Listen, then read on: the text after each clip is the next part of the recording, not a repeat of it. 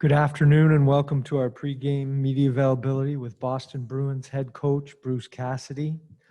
Please use the raise hand function to ask a question of the coach. As a reminder, please keep it to one question and remember to unmute yourself when called upon. We'll start with Stephen Conroy. Hey, Bruce, how you doing? Good.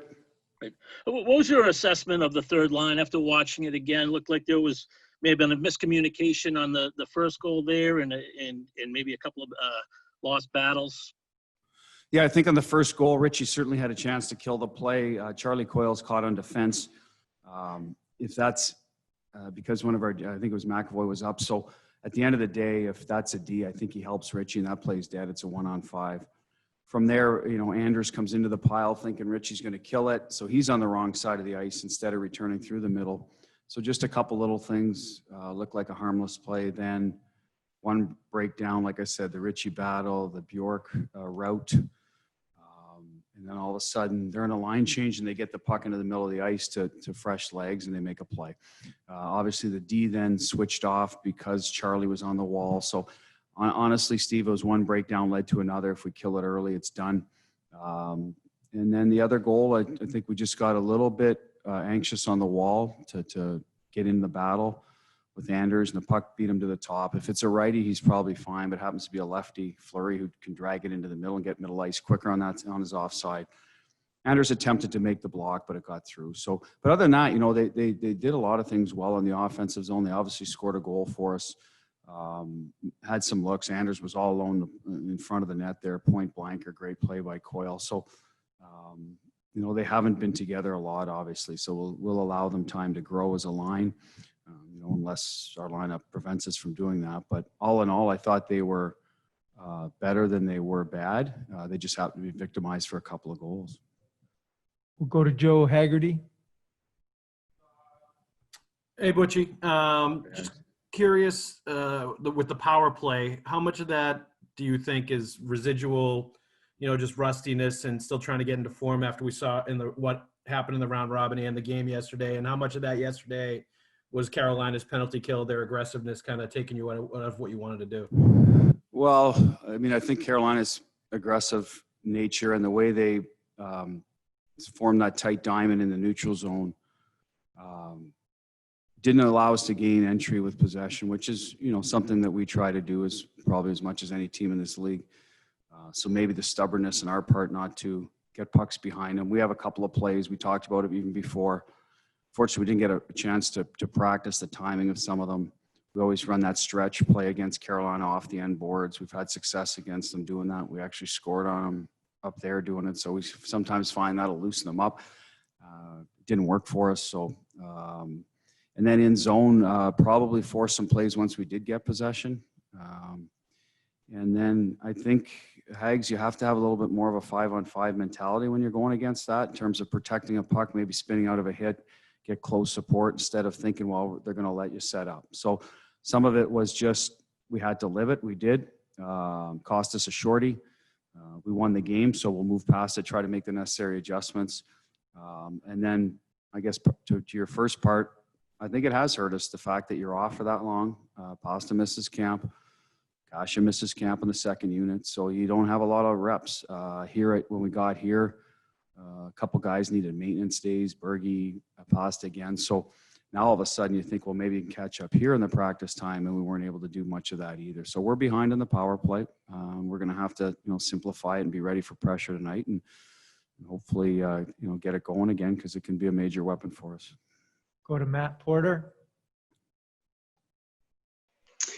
Bruce, going back to the Steve's question, with Ritchie, did you see him make the kind of physical impact that you want him to make? And kind of where is that physicality? What place does that have in this series against a team like Carolina versus maybe a Kuhlman? And with respect, I know you said you wanted that line to grow, so I'm not saying, are you going to make a change? But kind of where do you see the physical side of Ritchie's game right now? Well, he had some good hits. He finished Edmondson hard, obviously shook him up. You need, both teams in any series are looking for a little bit of the physical part so that there's the attrition factor. So time will tell on that. He got to the front of the net a lot.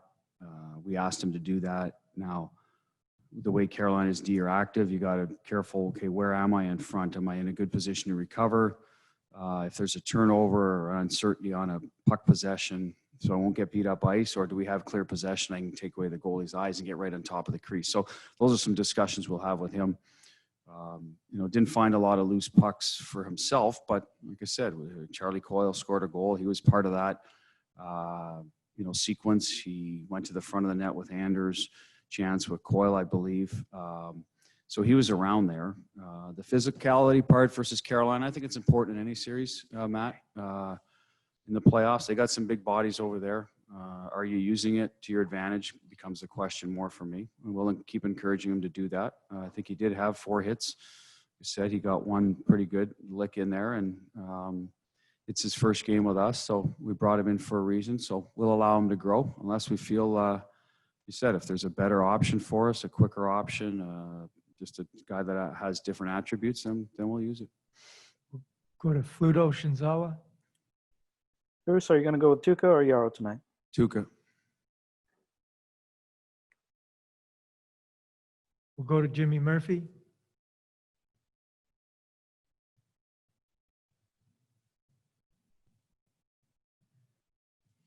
Unmute, Jimmy. Jimmy, go ahead, please. Hey, Coach, you hear me? I can hear you, Jimmy. Sorry about the. Go ahead, Jimmy. I think you're cutting out, Jimmy. Sorry. Okay. We'll go to Kevin Dupont. I'm just wondering, there are other areas that this is where we need it. Oh. Sorry, Jimmy. I think you cut out early on. If you're still there and you got a clear line here, go ahead. Otherwise, I'm going to let Dave run the show. I'll just answer the questions, right, Dave? Go ahead, Jimmy. We're cutting Jimmy off. Yeah. Go to Kevin Dupont. Butch, can you talk a little bit more about the Tuukka decision and how Thursday night at 8 is linked to Saturday at noon in the decision process? A lot to do with it. I think I said when I was asked yesterday or whatever day it was, probably 3 factors. Okay, how's Tuukka feeling coming out of the game? He felt fine. Was there a lot of wear and tear to the point where recovery would, require more than 24 hours or 30 hours? I don't think so. We were pretty clean in front of him. Not a lot of stretches where demanding stretches. Still, it was 4 periods of hockey, so he's got to be ready on his toes the whole game. And then, yes, the timing of the 2 games. And the last thing, as I said, back-to-backs decisions are a lot to do with travel, short night's sleep. We didn't have any of those factors. We went to the rink and back here to the hotel, so obviously there's no travel. And like I said, you get a full night's sleep, so that had a lot to do with it. We'll go to Emily Benjamin. Bruce, just wanted to know if there were any other lineup changes for tonight. We have a couple guys that are, after yesterday's game are getting some treatment. So right now we plan on, assuming everyone's healthy to play, we will put the same lineup on the ice. If not, obviously we'll have to make that decision. So that's what we're looking at right now. We had an optional skate this morning. So there's some guys that didn't go on the ice that, will for warm up, and we'll go from there. Our last question will be Joe Haggerty. Butchie, just curious about the concern level or how closely you're watching your team just with the postponement. Now you're playing 6 games in 9 days, which is pretty grueling by NHL standards, and just how closely you're going to be watching, all of your players based on, there's no travel obviously, and it's a different situation, but that is a lot of games in a short period of time. It is. This back-to-back is spaced out. And then you got a Saturday noon game. So obviously I think it affects our practice schedule. I think originally we probably would have practiced tomorrow no matter what, just to loosen up the legs, because we're not going to get on the ice Saturday. We'll have to revisit that, especially if there's a late start, if something happens in the Tampa game. We've seen that already in Columbus, or if we play extra time, which we did yesterday. So that's one way it's affected us, and that can be a good thing too, Hags, where the guys get a full day. Sometimes you don't want a full day when you play at noon. You'd like to, but players may think differently. This is a unique situation, so you got to embrace it. And then down the road, right now we got to schedule back-to-back, both 8 o'clock. So who knows with TV, they could change. So you don't want to, I think it's dangerous to get too far ahead of yourself in this particular format because, things can change just the way it is. So we're keeping that in mind and try to focus on the one game at a time mentality while still keeping guys fresh. We know that can't just ignore the fact that there is a lot of hockey coming up and wear guys out, but it is playoff hockey, and I think you try to stay in the moment as much as possible. But clearly, I think if you're asking about our goaltending situation, have we pre-planned for that? We have. And again, as I said, with the Tuukka decision today, typically not a back-to-back guy. I think I just laid out the 3 factors that allowed us to do that. We'll consider those down the road again.